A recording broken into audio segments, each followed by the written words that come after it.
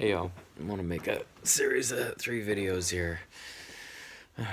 First one here is going to be on codependence, a pattern I'm extremely familiar with in my own relationships, which helps me be able to see it from the inside out and serve others in seeing it in their own relationships.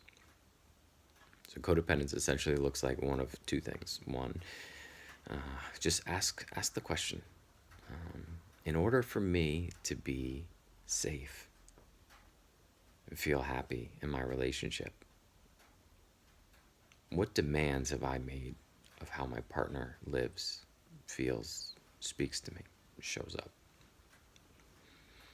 If you can say, in order for me to feel safe and happy, my partner needs to, it's evidence of a codependent dynamic in your relationship. And the exception to this, obviously, is if there's any kind of abuse going on in your relationship. Then it's absolutely healthy to acknowledge, in order for me to feel safe in this relationship, I need you to stop being physically, emotionally, or psychologically abusive. So let's just make sure that that's known. We have to do an assessment of if there's actual abuse happening in the relationship. But outside of the case that there's actual abuse happening in the relationship, there's a way to check out. In order for me to feel safe and happy, I need you to. Second part of this is the flip side. So you can take a look at yourself and you can say, in order for my partner to feel safe and happy, right? Safe or happy, you got to check it out for yourself.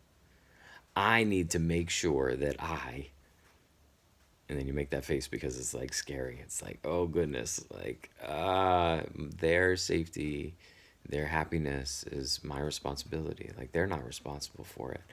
I have to behave. I have to speak in a way that doesn't trigger them, that doesn't upset them, so that they can stay happy, right, and feel safe with me. These are indications of a codependent dynamic in your relationship. I want to contrast that to the healthy alternative, a healthy alternative, which we use the kind of term maybe interdependence, right? Where two people consciously rely on and support each other in feeling safe and feeling happy. Another way to put it might be like co-creating a relationship that you're both wanting. Right? This is a conscious co-creation of relationship. And what that looks like would be,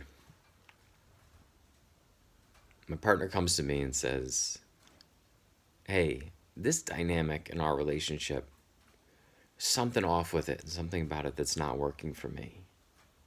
Do you notice this? And then you get to take the time to stop and look at it and be like, is that happening in the relationship? And you get to have a conversation about trying to get clear about what this dynamic is that isn't working for your partner, and to see it clearly for yourself so that you're on the same page. We use the term shared reality. It's not your partner living in one reality and you living in a different reality, but honoring that your partner's having an experience and trying to come to a shared sense of what's happening in your relationship. And let's just say you can get to that place where there's a shared sense of like, yeah, there's something in our relationship that could be improved, for sure, for your partner, but I'm not happy because my partner's not happy. Like if they're upset about some dynamic between us, that impacts me too. So I can feel that. And I genuinely, for myself and for the relationship, want to show up differently in this way, to relate with each other differently around this particular issue. Now, your partners come, not with an accusation, but with a request and a curiosity. You bring your own curiosity to it. You get shared reality on it. And then the two of you look at each other and you say, all right, let's do an experiment. This thing is not working between the two of us. And something else may be better. Let's try something new and let's do it together. And then you get to co-create a new way of relating with each other. And you get into the details of it and you get to how it looks, and You both, from this shared reality, are moving from one stage of your relationship into a new way of relating, and you're doing it together. So, is there one more piece to that?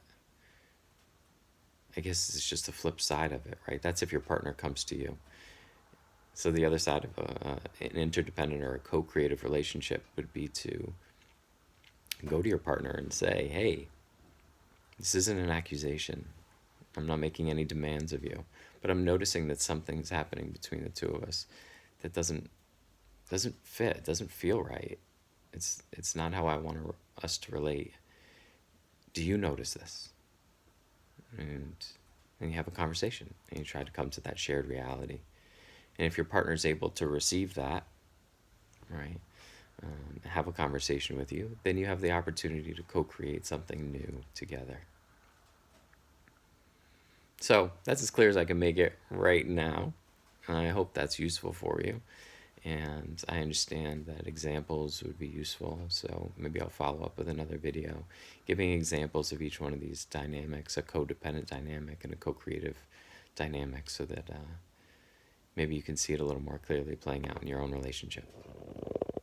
Thanks for listening.